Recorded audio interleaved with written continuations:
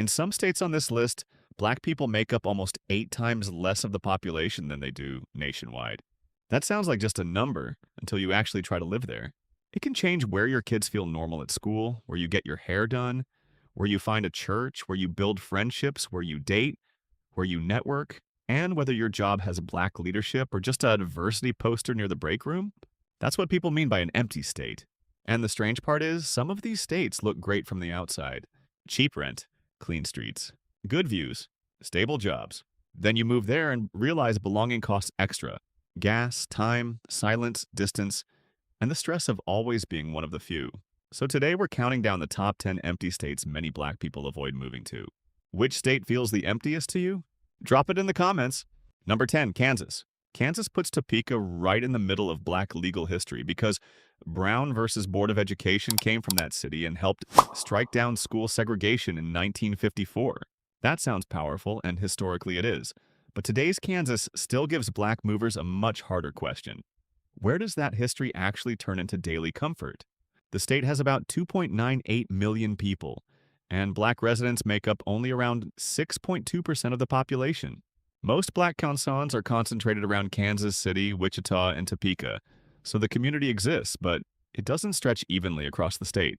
That pattern comes from how black migration worked in America. After slavery, the biggest black population growth moved towards southern cities, northern industrial cities, and later major metro areas with stronger job networks.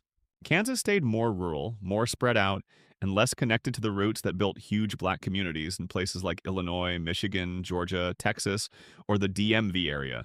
The money can look pretty reasonable at first. Median household income is around $74,275. Median home value is about $217,200. Median gross rent is around $1,060, and the poverty rate is about 10.9%. Those numbers can pull in someone who's tired of big city rent and wants a house that doesn't cost like a celebrity divorce. Kansas City gives black residents churches, barbershops, restaurants, social events, neighborhoods, and professional circles. Wichita and Topeka also give more cultural support than the smaller towns around them. Outside those hubs, school becomes the first place where isolation shows up.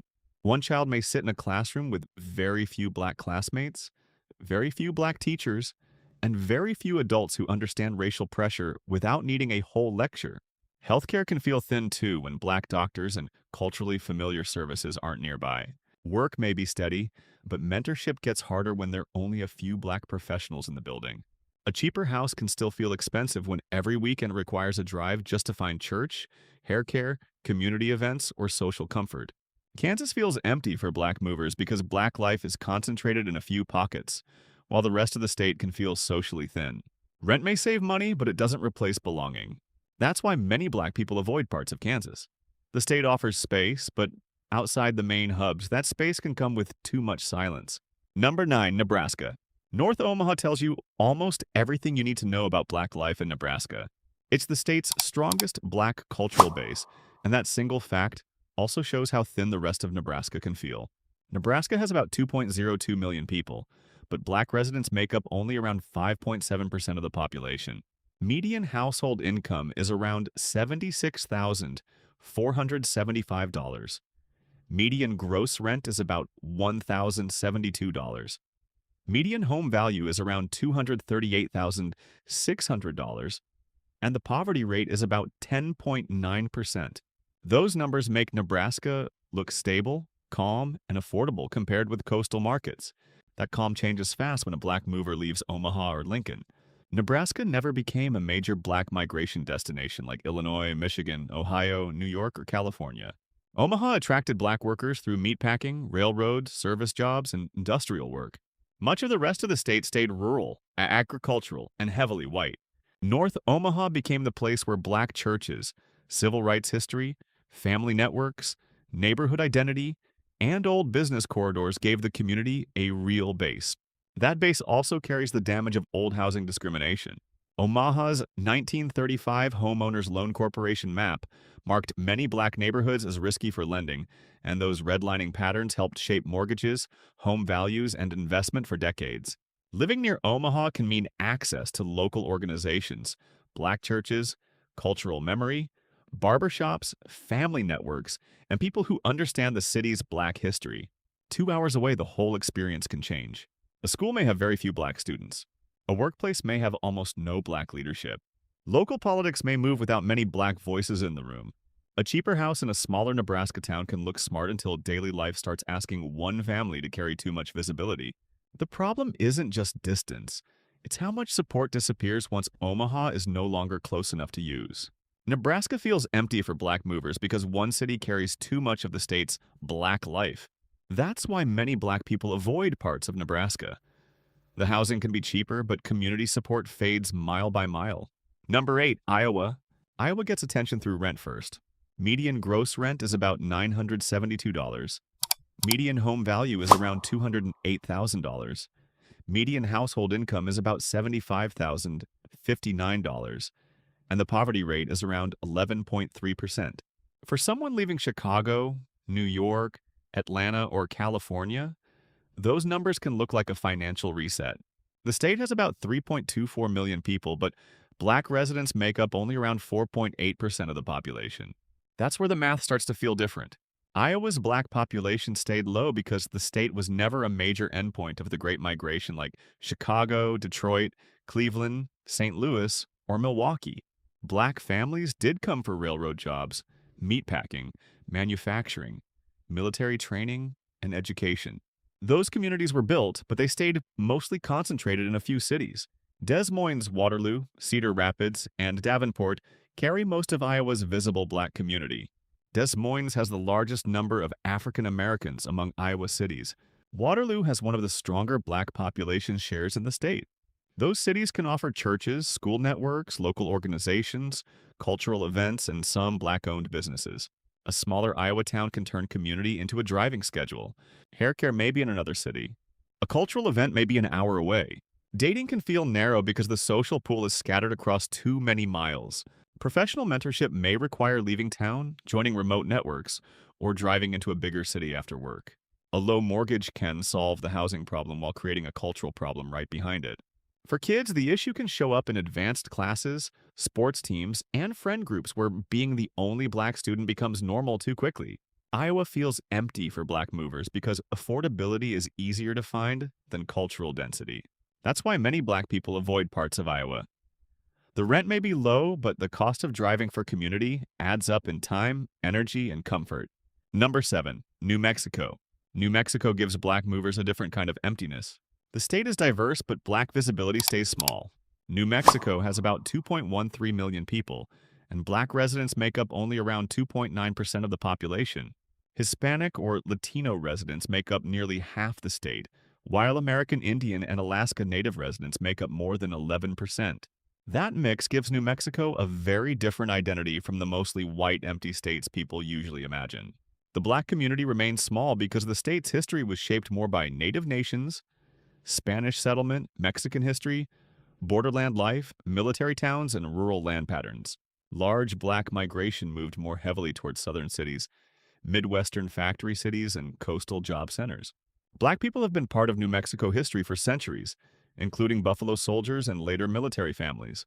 That presence never turned into a large, statewide black population. The money picture adds pressure. Median household income is around $64,059. Median gross rent is about $1,067. Median home value is around $248,100. And the poverty rate is around 16.4%. Lower home prices lose strength when wages are weaker, and opportunity sits mainly in a few cities. Albuquerque gives black residents the best chance at churches, cultural groups, professional circles, school networks, and local events. Outside Albuquerque, black-centered spaces become harder to find. A town can be racially mixed and still leave black residents without many black doctors, black teachers, black-owned businesses, or black social circles. Local identity is often shaped by Native, Hispanic, borderland, military, and rural histories, so black concerns can sit near the edge of the conversation. That creates a strange daily experience, respected in public but rarely centered. A black worker may enjoy the space, art, and slower lifestyle while still dealing with a weaker income base. A parent may appreciate the broader mix of cultures and still ask whether black issues are understood when school problems happen. New Mexico feels empty for black movers because general diversity doesn't replace a strong black foundation. That's why many black people avoid parts of New Mexico. The culture is rich, but black community can still be too small to support daily comfort. Number 6, Utah. Utah looks like a growth story until a black mover starts counting how many rooms still have no one who looks like them. The state has about 3.54 million people, but black residents make up only around 1.7% of the population. Median household income is around $95,166. Median home value is about $489,400, and median gross rent is around $1,496. The wages can look strong, but the housing price turns that strength into a harder calculation. Utah's black population stayed small because the state's settlement history followed Mormon migration, Western expansion, railroads, mining, and military work. It didn't sit on the main southern to northern migration routes that built larger black communities in the Midwest and East Coast. Black Utahns have historically been tied to Salt Lake City, Ogden, Davis County, and areas connected to railroads and Hill Air Force Base. Ogden had a stronger black presence in the early and mid-1900s because of railroad and military activity. Salt Lake City now gives black residents the clearest social and professional base. That base is still small compared with Atlanta, Detroit, Baltimore, Memphis, Houston, or the DMV area. Churches, organizations, events, and some professional circles exist. The network gets narrow once dating, school comfort, business support, and neighborhood life become part of the move. Utah's strong religious and family-centered culture shapes daily life in ways newcomers feel quickly. Social invitations can depend on circles that were built long before a newcomer arrived. A black single adult may find the dating scene limited. School comfort can become a concern when staff have little experience handling racial tension. Business owners may have to explain the cultural lane of their brand before they can even sell the product. A good job can still come with meetings where black leadership is rare. Clean streets and strong wages help, but they don't replace the comfort of a visible black community. Utah feels empty for black movers because the economy is growing faster than the black base around it. That's why many black people avoid parts of Utah. Opportunity exists, but belonging can still feel too small. Number 5, Hawaii. Hawaii looks like paradise before the bills and the size of the black community bring the fantasy back to earth. The state has about 1.43 million people, but black residents make up only around 2.2% of the population. Median household income is about $100,389. Median gross rent is around $1,971, and median home value is around $839,100. That high income number loses power when rent, groceries, gas, childcare, and flights back to the mainland start taking their cut. Hawaii's black population is small for a different reason than many mainland states. The state's racial history centers Native Hawaiian, Asian, Pacific Islander, multiracial, military, and immigrant communities. Black American migration has mostly come through the military, federal work, tourism, and individual relocation. It didn't happen through mass settlement like the Great Migration into Chicago, Detroit, Cleveland, or Milwaukee. Black residents are mostly concentrated on Oahu, especially around Honolulu and military-connected areas. That creates a community that exists but often feels temporary. Military families rotate in and out, so friendships can be real without always becoming permanent. Honolulu gives black residents the best chance at organizations, cultural events, social networks, and black-owned services. Long-term civilian life becomes harder without strong savings or a high-paying job. The broader multicultural environment can feel warmer than many mainland rural areas. Black American culture still doesn't sit at the center of island life. Daily comfort depends on whether someone can afford to stay long enough to build roots. A working family may feel welcomed in some spaces and culturally separate in others. A younger worker may feel trapped between high rent and a small black social base. A retiree with money can experience Hawaii very differently from a family trying to build stability from scratch. Hawaii feels empty for black movers because beauty doesn't automatically create permanent black community. That's why many black people avoid Hawaii as a long-term move. The views are real, but the price is brutal and the black base is small. Number 4, Washington. The old black center of Seattle tells Washington's story better than any state slogan. Washington has about 8 million people, but black residents make up only around 4.8% of the population. Median household income is about $98,141. Median gross rent is around $1,760. and median home value is about $564,600. The state has jobs, universities, major employers, ports, military bases, and tech money. That opportunity comes with housing pressure that hits black families hard. Washington's black population stayed smaller than many people expect because the state grew around ports, timber, aerospace, military bases, universities, and later tech. It didn't grow through the same migration routes that built large black populations in Midwest and East Coast cities. Black residents are concentrated around Seattle, or Tacoma, Kent, Federal Way, Renton, and parts of South King County. Tacoma often feels more grounded for black working and middle-class life than Seattle's most expensive neighborhoods. Seattle's Central District used to be the strongest symbol of black life in the city. It had churches, black businesses, families, civic leaders, music, and neighborhood memory. The black share of the Central District fell from more than 70% in 1970 to under 20% by 2014.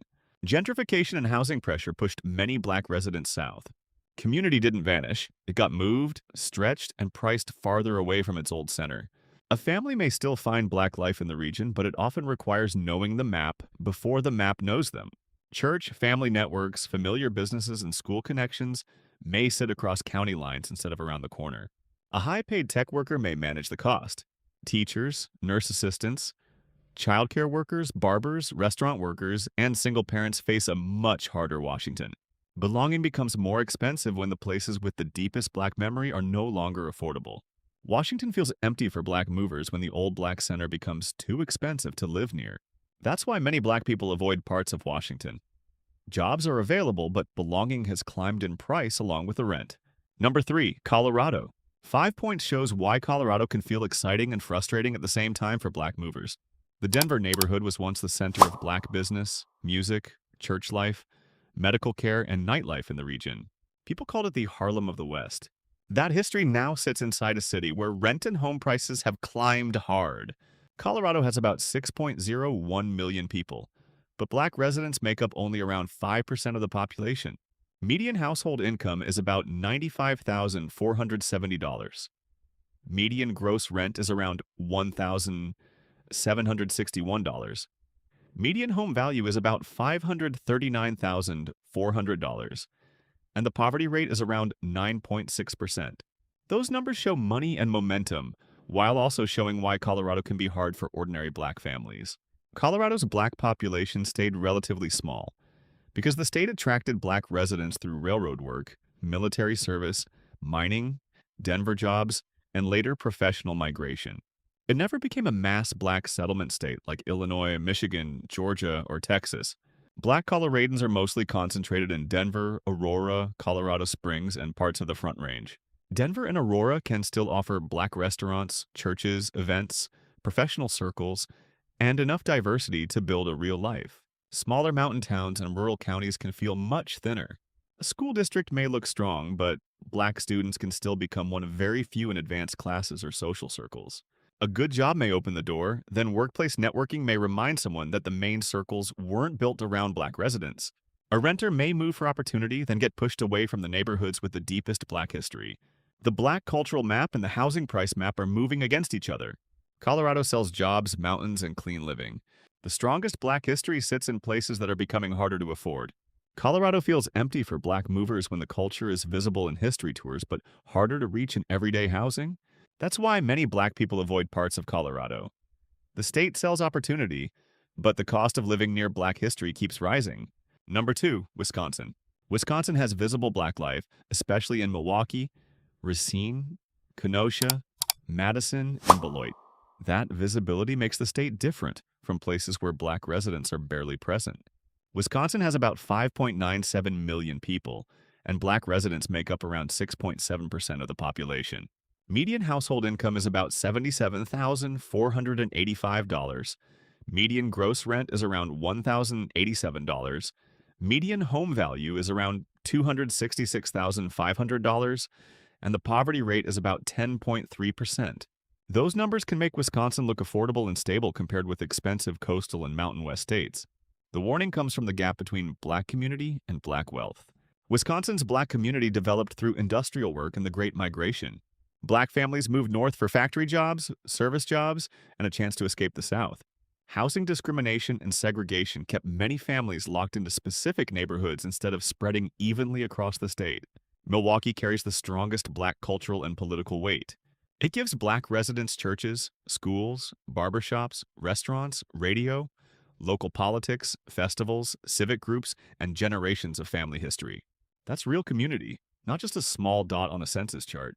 The hard part is what happens after community is found. Wisconsin Policy Forum reported that the black-white homeownership gap in Wisconsin was 47 percentage points in 2019. The national gap was about 30 points. Black homeownership in Wisconsin was about 25%, compared with about 42% nationally. Those numbers change the meaning of affordability. Rent may be manageable, but rent doesn't build wealth the way ownership does.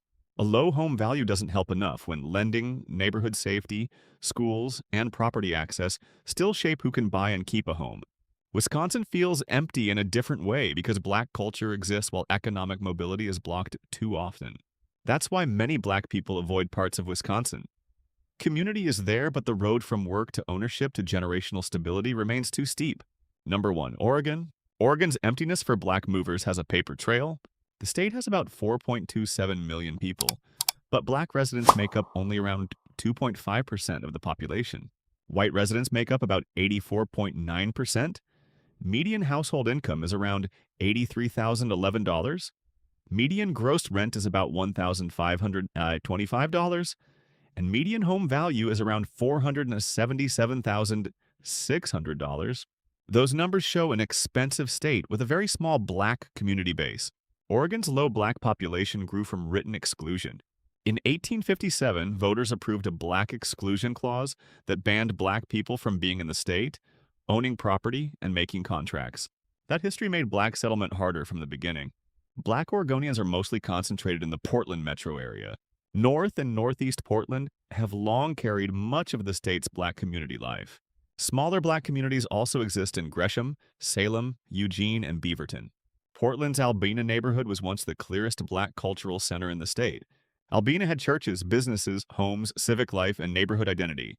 Urban renewal, freeway construction, hospital expansion, rising property values, and gentrification broke that base apart across decades. In 2025, Portland approved an $8.5 million settlement for descendants of black families displaced from Albina. That settlement put official money next to harm black residents had described for generations. Creative culture and progressive language may attract new residents. High housing costs, small black population, and a displaced community base make the daily reality much harder.